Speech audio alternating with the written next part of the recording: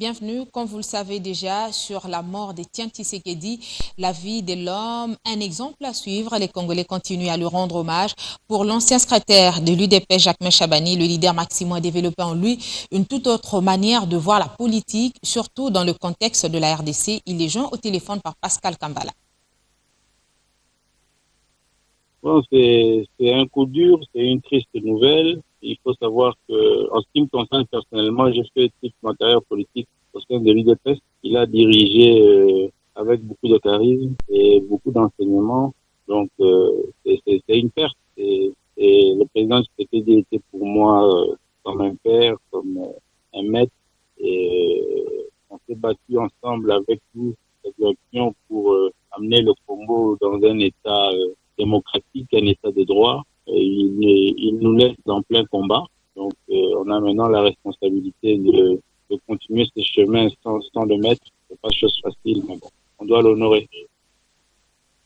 C'est un grand choc et une grande perte pour la nation congolaise. Étienne Tshisekedi est parti au moment où le pays avait encore plus besoin de lui. Ce sont les mots de Félix Kabange-Numbi, cadre de la majorité présidentielle, qui rend également hommage à l'illustre disparu. Il appelle par ailleurs tous les Congolais à pleurer dans le calme et dans l'unité. On l'écoute. La République démocratique du Congo a perdu un baobab, un grand homme.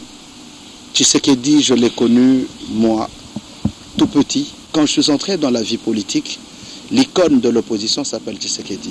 Je pense que nous venons de subir un coup dur. Un coup dur parce que Tshisekedi nous a quittés au moment où nous avions le plus besoin de lui.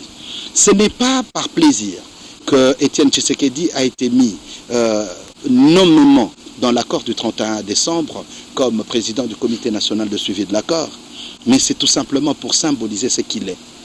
Cet homme qui a voué toute sa vie à l'intérêt de ce pays, à la démocratie de ce pays.